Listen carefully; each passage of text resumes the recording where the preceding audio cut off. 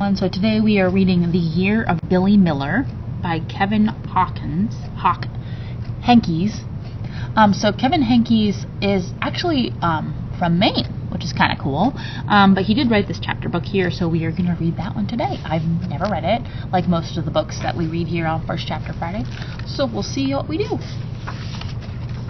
The Year of Billy Miller.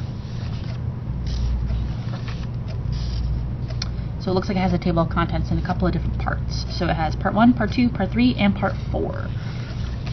Part 1, Teacher. Chapter 1. It was the first day of second grade, and Billy Miller was worried. He was worried that he wouldn't be smart enough for the school this year. There was a reason he was worried.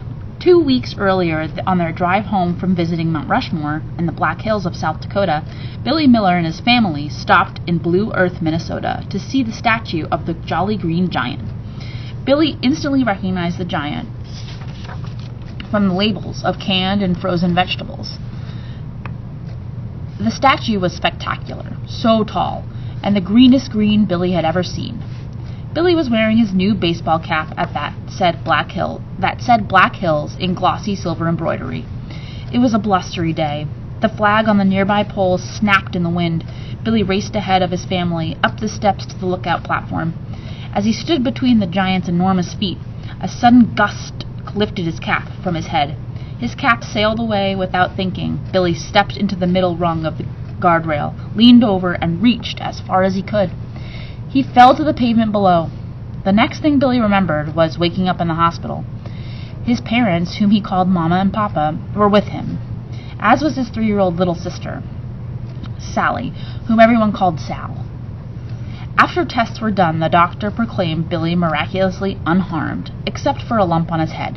"You felt exactly the right way to protect yourself," the doctor told him. "You're a lucky young man." "And Papa got your hat back," said Sal.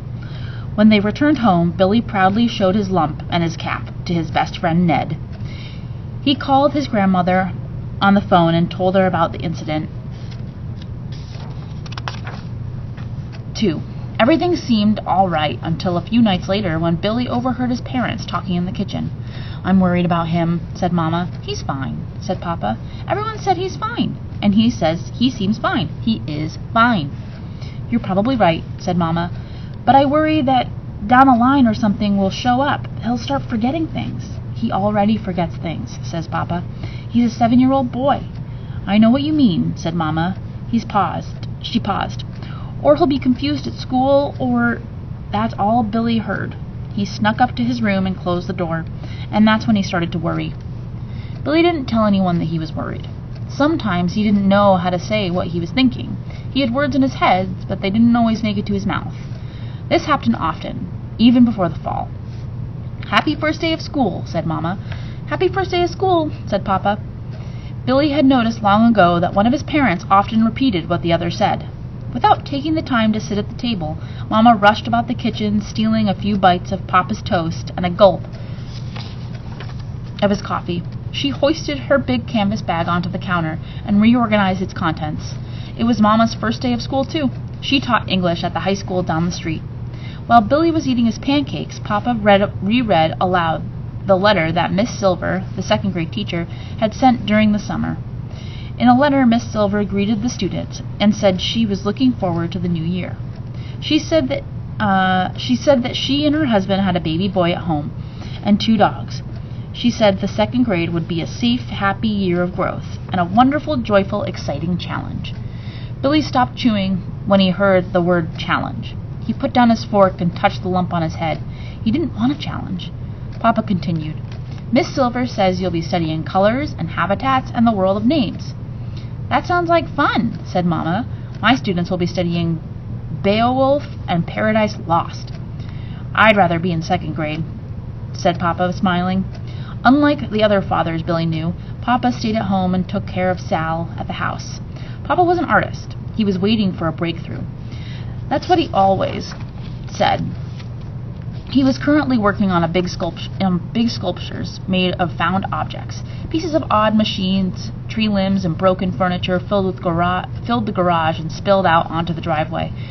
They were scattered across the yard, too. Billy loved watching Papa work. there was always something lying around that was fun to play with.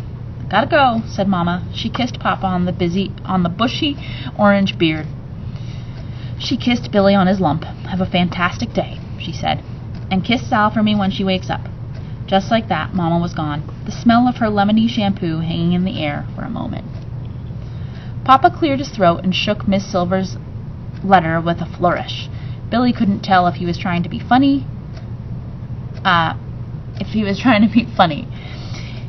In a deep, rumbly voice, he said, "This utterly fascinating letter concludes by stating that currently this is, in fact, according to the Chinese, the year of the rabbit." Papa used his regular voice again. "That's pretty great, don't you think? The year of the rabbit." Billy shrugged. Normally this would have interested him, but he was preoccupied.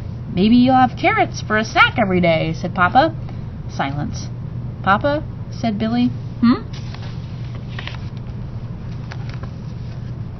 "But Papa, will I be smart enough for second grade?" "Of course you will," said Papa. He was looking right at Billy, directly into his eyes. Billy glanced down at what was left of his pancakes. With his thick, work-gnarled finger, Papa lifted Billy's chin. Their eyes met and held. "Miss Silver and the great nation of China think that this is the year of the rabbit," said Papa. "But I know, and I know everything, that this is the year of Billy Miller." Billy smiled. He couldn't not. He repeated Papa's words in his head. "This is the year of Billy Miller."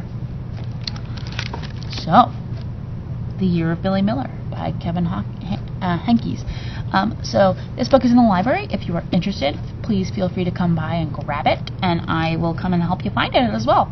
So I'll see you next Friday, and have a good day. Bye.